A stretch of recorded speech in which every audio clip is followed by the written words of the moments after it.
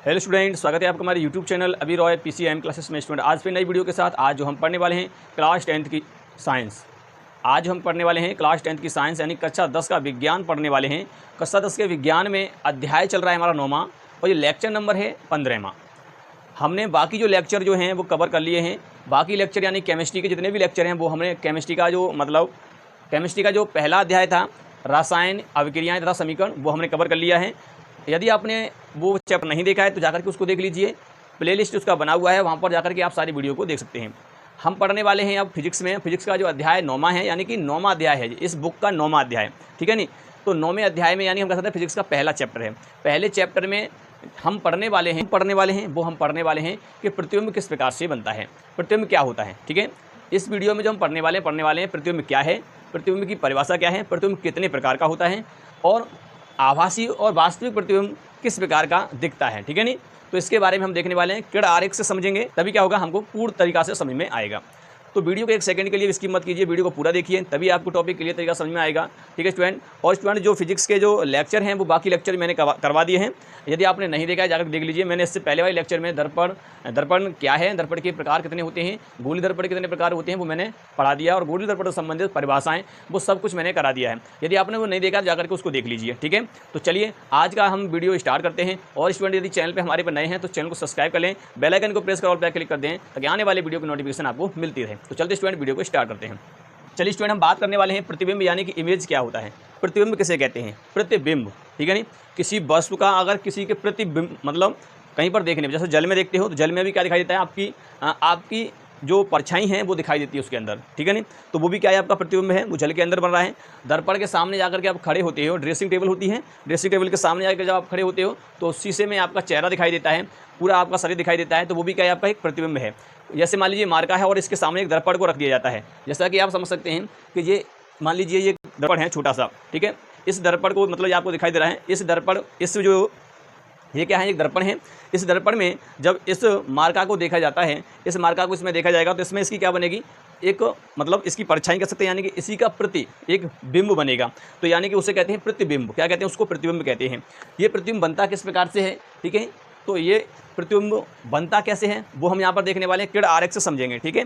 तो प्रतिबिंब क्या है, सबसे पहले हम ये जान लेते हैं प्रतिबिंब है क्या चीज़। तो देखिए ये वस्तु है, इस वस्तु से जब प्रकाश, आपको पता है कि मैंने प्रकाश वाले चैप्टर में मैंने बता दिया परावर्तन, प्रकाश का परावर्तन, दर्पण हो या कोई भी यानी वस्तु आपको दिखाई दे रही है वो परावर्तन के कार्य दिखाई देती है। पहले तो इस पर ये प्रकाश जो है, ये जो लाइट है इसका प्रकाश इस पर पड़ रहा है, इस लाइट का प्रकाश इस वस्तु से चलेगा और अगर कहीं दर्पण में देखना है तो यहाँ से प्रकाश कर चलेंगे, दर्पण पर जाकर पड़ेंगी, फिर वहाँ से जाकर के परावर्तन के बाद यहाँ पर मिलेंगी, वहाँ इसका प्रतिबिंब बनेगा, ठीक है, समझ में आया। जैसे मान लो ये मार्का है और इधर की साइड क्या है, आपका दर्पण है, तो प्रकाश की जब जहाँ से चलेगी दर्पण पर टकराएंगी, परावर्तन के बाद जिस बिंदु पर जाकर के मिलेंगी उस बिंदु को प्रतिबिंब कहा जाएगा। Clear student. तो प्रतिबिंब की परिभाषा क्या हो जाएगी, किसी बिंब से, इसको बिंब कहते हैं, यानी कोई वस्तु है या कोई व्यक्ति है उसका प्रतिबिंब बनना है तो उसे बिंब मानेंगे, ठीक है नहीं। किसी बिंब से चलने वाली प्रकाश की किरणें परावर्तन के बाद, किसी बिंब से चलने वाली प्रकाश की किरणें दर्पण से परावर्तन के बाद जिस बिंदु पर मिलती हैं या मिलती हुई प्रतीत होती हैं तो उस बिंदु को प्रतिबिंब कहा जाता है। क्या कहते हैं, उसको प्रतिबिंब कहा जाता है। ये इसकी परिभाषा होती है स्टूडेंट। चलिए इस परिभाषा को मैं यहाँ पर इसको नोट कर देता हूँ, आप कॉपी पेंसिल लेकर के उसको नोट कर लीजिए, ठीक है। तो चलते हैं। चलिए स्टूडेंट हमने यहाँ पर परिभाषा पुट कर दी है, क्या है, किसी बिंब से चलने वाली प्रकाश किरणें दर्पण से परावर्तन के बाद जिस बिंदु पर मिलती हैं या मिलती प्रतीत होती हैं तो उस बिंदु को बिंब का प्रतिबिंब कहा जाता है, ठीक है। अभी हम समझेंगे कि मिलती हैं या मिलती प्रतीत होती है इसका मतलब क्या होता है, ठीक है। ये हमें चित्र से क्लियर तरीका समझ में आएगा, ठीक है स्टूडेंट। तो उसे हम कहते हैं प्रतिबिंब कहते हैं, इमेज कहते हैं। अच्छा, इमेज जो होता है, इमेज इंग्लिश में कहा जाता है इसे इमेज, इंग्लिश में क्या कहते हैं, इसको इमेज कहा जाता है, ठीक है, पता भी होगा आपको, इंग्लिश में कहते हैं इसको इमेज। अच्छा, ये इमेज जो होता है वो कितने प्रकार का होता है, इमेज जो होता है स्टूडेंट वो 2 प्रकार का होता है। कितने प्रकार का, 2 प्रकार का। अगर हम बात करेंगे सबसे पहला, तो ये पहला इमेज जो होता है वो होता है वास्तविक इमेज, वास्तविक प्रतिबिंब कहते हैं, वास्तविक प्रतिबिंब। और एक होता है आभासी प्रतिबिंब, ठीक है। इसे हम कहते हैं इंग्लिश में रियल इमेज और उसे कहते हैं वर्चुअल इमेज। चलिए मैं लिख देता हूँ, रियल इमेज, इसे कहते हैं virtual image, virtual image, virtual image कहते हैं इसको, आभासी प्रतिबिंब और वास्तविक प्रतिबिंब। क्लियर। इमेज दो टाइप के होते हैं, वास्तविक प्रतिबिंब, आभासी प्रतिबिंब। ठीक है। वास्तविक प्रतिबिंब में क्या होता है, वास्तविक प्रतिबिंब किसे कहते हैं और आभासी प्रतिबिंब क्या होता है, इसको हम यहाँ पर समझेंगे। ठीक है। हमेशा ध्यान रखना है कि वास्तविक जो प्रतिबिंब होता है, वास्तविक प्रतिबिंब किससे बनेगा आपका, ये प्रतिबिंब हमेशा आपका बनेगा अवतल दर्पण से, अवतल दर्पण। अवतल दर्पण से जो बनने वाला प्रतिबिंब होता है वो वास्तविक होता है। आभासी प्रतिबिंब जो बनेगा वो बनेगा आपका समतल दर्पण, समतल व उत्तल, उत्तल दर्पण। इन दोनों से बनता है आपका आभासी प्रतिबिंब। अच्छा, एक बात और क्लियर करने वाली है कि वास्तविक प्रतिबिंब जो होता है वो सदा उल्टा बनता है। कैसा बनेगा, तो भैया इसमें बनने वाला प्रतिबिंब हमेशा उल्टा होगा। कैसा होगा, उल्टा। और इसमें बनने वाला जो प्रतिबिंब आभासी होगा वो सीधा होगा, सदैव सीधा। ठीक है, क्लियर। सीधा प्रतिबिंब होता है। ठीक है, यहाँ तक क्लियर। अब चलिए, अब इनकी हम डेफिनेशनों की बात कर लेते हैं कि वास्तविक प्रतिबिंब क्या है और आभासी प्रतिबिंब क्या है। वहीं से इस परिभाषा को भी क्लियर कर देंगे, क्योंकि यहाँ पर हमने बताया बिंब से चलने वाली प्रकाश किरणें दर्पण से परावर्तन के बाद जिस बिंदु पर मिलती हैं या मिलती प्रतीत होती हैं तो उस बिंदु को कहा जाता है इमेज, यानी प्रतिबिंब। प्रतिबिंब दो प्रकार के होते हैं, वास्तविक प्रतिबिंब, आभासी प्रतिबिंब। वास्तविक प्रतिबिंब जो बनता है अवतल दर्पण में बनता है और उल्टा बनता है। आभासी प्रतिबिंब जो बनता है वो कहाँ बनता है, समतल और उत्तल दर्पण में बनते हैं और ये सीधा बनता है। ठीक है ना, क्लियर। अब चलिए, अब हम बात करते हैं वास्तविक प्रतिबिंब क्या है और आभासी प्रतिबिंब क्या है, इसकी परिभाषाओं की बात कर लेते हैं। चलते हैं, मैं इसको रफ करता हूँ और उसके बाद यहाँ पर हम लिखेंगे कि वास्तविक प्रतिबिंब क्या क्या होता है। ठीक है स्टूडेंट, तो चलते हैं।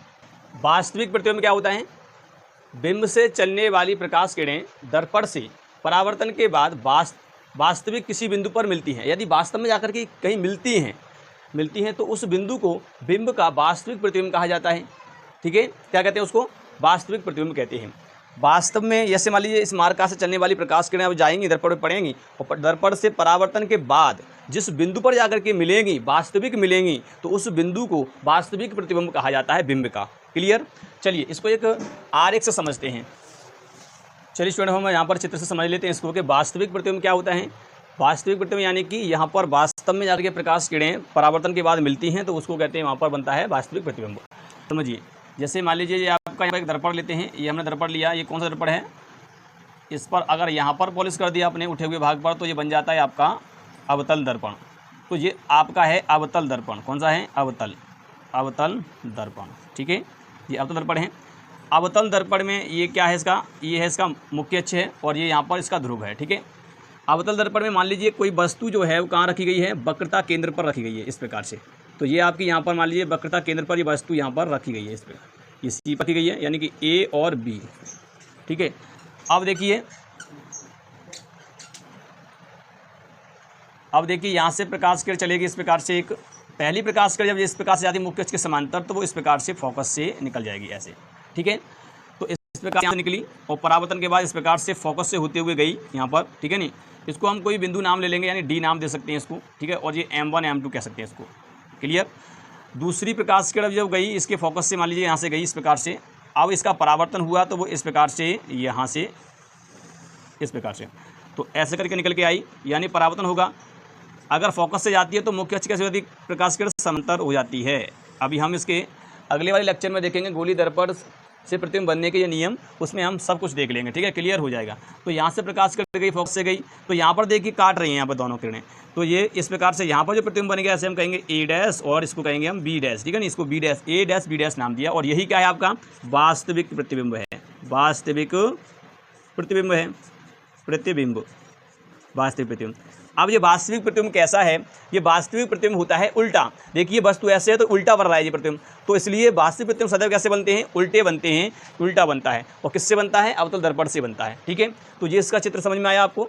अब देखिए दूसरा चित्र समझिए, दूसरा चित्र हम यहाँ पर देखेंगे। ये तो हमारे यहाँ पर ये हो गया कि वास्तविक प्रतिबिंब क्या होता है कि वास्तव में प्रकाश किरण यहाँ पर आकर के मिल रही है, इसलिए इसको वास्तविक प्रतिबिंब कहा गया। तो इसलिए तो मैंने बोला था कि प्रतिबिंब की परिभाषा क्या होती है, किसी बिंब से चलने वाली प्रकाश किरणें परावर्तन के पश्चात, दर्पण से परावर्तन के पश्चात यानी बाद जिस बिंदु पर मिलती हैं या मिलती प्रतीत होती हैं, तो यहाँ तो मिल रही हैं, मिलती हुई प्रतीत नहीं हो रही हैं, मिल रही हैं। ठीक है, रियल में जाकर के मिल रही हैं, तो इसलिए यहाँ पर प्रतिबिंब बन रहा है वास्तविक प्रतिबिंब। ठीक है, अब हम बात करते हैं कि आभासी प्रतिबिंब क्या होता है। अब देखिए आभासी में ये होता है, ठीक इसका उल्टा होता है, वास्तव में प्रकाश किरणें वहाँ पर जाकर के नहीं मिलती मिलती हैं, ठीक है, वास्तविक नहीं मिलती। जैसे यहाँ पे मिल रही हैं तो यहाँ वास्तविक नहीं मिलेंगी, हमको मिलाना पड़ेगा, ठीक है। तो चलिए उसकी यहाँ पर डेफिनेशन देखते हैं और इसका चित्र यहाँ पर देख लेंगे, ठीक है। तो चलते हैं, इसको मैं रफ कर देता हूँ, इसको नोट कर लीजिए। आभासी प्रतिबिंब क्या होता है? आभासी प्रतिबिंब यानी कि बिंब से चलने वाली प्रकाश किरणें दर्पण से परावर्तन के बाद किसी बिंदु पर वास्तविक नहीं मिलती, तो इस प्रकार बनने वाला प्रतिबिंब आभासी प्रतिबिंब कहलाता है। यानी मिलती हुई प्रतीत होती हैं, अगर हम लिखना चाहें तो इतना लिख सकते हैं, मिलती हुई प्रतीत होती हैं, ठीक है। तो समझिए यहाँ पर, अब मैंने पहले बता दिया कि आभासी प्रतिबिंब किस किस में बनता है। देखिए उत्तल दर्पण में बनता है और समतल दर्पण में बनता है। तो चलिए मैं समतल दर्पण से आपको समझा देता हूँ। तो ये आपका यहाँ पर है आपका एक समतल दर्पण। समतल दर्पण क्या होता है? जिसके इस समतल भाग को परावर्तक बनाया जाता है, तो वो होता है समतल दर्पण। तो ये M1 M2 हम कह सकते हैं इसको, ठीक है नहीं। अब देखिए यहाँ से हमने इसको मुख्य अक्ष मान लेते हैं इसका, ठीक है नहीं, एक रेखा मान लेते हैं वेस जिस पर वस्तु खड़ी होगी। तो मान लीजिए वस्तु यहाँ पर खड़ी हुई है इस प्रकार से, ठीक है, ये A और B वस्तु है।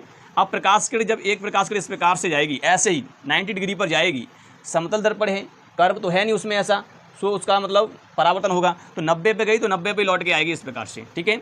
दूसरी प्रकाश किरण जो गई वो इसके यहाँ पर गई, ठीक है नहीं, इस प्रकार से। तो अब जितने कोण पर आई है यहाँ पर ये आई मतलब आपतन कोण आने वाली किरण, और उतने ही कोण पर ये निकल जाएगी ऐसे करके, ठीक है नहीं, उतने ही कोण पर। तो इसको R मान लेते हैं। तो यहाँ पर जो आई कोण है, कह सकते हैं यहाँ पर आई जो है वो बराबर है R के, ठीक है नहीं, क्लियर यहाँ पर। तो ये प्रकाश किरण ऐसे, देखिए एक किरण ऐसे गई, यहाँ पर टकराई, इसको कोई नाम दे सकते हो। तो A और B है तो इसको नाम दे दो C, ठीक है नहीं। यहाँ पर टकराई और C, इसको D नाम दे दो। यहाँ पर टकराई तो ऐसी चली जाएगी क्योंकि 90 डिग्री पर गई है इसलिए, ठीक है।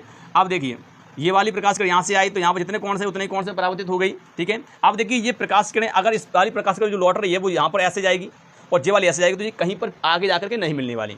तो यहाँ वास्तविक नहीं मिल रही हैं, इसलिए इनको पीछे की तरफ लेके आते हैं हम। कहाँ लेके आते हैं? इनको पीछे की तरफ लेके आओ। इस वाली प्रकाश किरण को पीछे की तरफ लेके आओ इस प्रकार से ऐसे। अब यहाँ पर ये प्रकाश किरण काट रही हैं तो यहाँ पर इसका प्रतिबिंब बन रहा है, ये इसको नाम देंगे A' और B', ठीक है। तो ये प्रतिबिंब यहाँ पर बन जाता है। तो यहाँ पर देखिए वास्तव में नहीं मिली, मिलती हुई प्रतीत हो रही है इस बिंदु पर मिल रही नहीं। मिलना तो आगे जाके था परंतु आगे मिल नहीं पाएंगी, तो यहाँ प्रतीत होती हैं। तो ये आपका बन गया यहाँ पर कौन सा प्रतिबिंब? आभासी। ये होता है आभासी प्रतिबिंब। ये आपका हो गया आभासी प्रतिबिंब। Clear student? तो यहाँ पर क्लियर तरीका से आपको समझ में आ गया होगा। मैंने प्रतिबिंब की परिभाषा बताई थी कि मिलती हुई प्रतीत होती हैं या मतलब मिलती हैं। तो मिलती हैं तो वो किसमें मिलती हैं? अवतल में। तो अवतल में हमेशा प्रतिबिंब उल्टा बनेगा, समतल हो या उत्तल हो उसमें सीधा प्रतिबिंब बनेगा। तो यहाँ पर देखिए प्रतिबिंब सीधा बन रहा है एकदम, ठीक है नहीं। तो ये होता है। तो ये है आपका प्रतिबिंब क्या होता है। प्रतिबिंब से प्रतिबिंब मतलब जो प्रतिबिंब जो होता है कितने प्रकार का होता है वो हमने यहाँ पर देख लिया, ठीक है। किरण आरेख से समझा है, ठीक है। उल्टा प्रतिबिंब अवतल दर्पण में बनता है और वास्तविक होता है। समतल दर्पण और उत्तल दर्पण में सीधा बनता है परंतु आभासी वर्चुअल होता है। Clear student? तो उम्मीद करते हैं आपको समझ में आ गया होगा कि प्रतिबिंब क्या होता है, ठीक है। तो अब हम इससे नेक्स्ट वाले लेक्चर में जो देखेंगे कि गोलीय दर्पण से प्रतिबिंब बनने के नियम क्या होते हैं उसके बारे में नेक्स्ट लेक्चर में देखेंगे, ठीक है। आज के लिए इतना ही स्टूडेंट। और स्टूडेंट यदि आपको वीडियो पसंद आई है तो वीडियो को लाइक कर दीजिए, चैनल को सब्सक्राइब कर बेल आइकन को प्रेस जरूर कर दीजिए ताकि आने वाले वीडियो की नोटिफिकेशन आपको मिलती रहे, ठीक है। और स्टूडेंट वीडियो को शेयर किया कीजिए ताकि आपके जो भी मित्र हैं वो भी पढ़ सकें, ठीक है स्टूडेंट।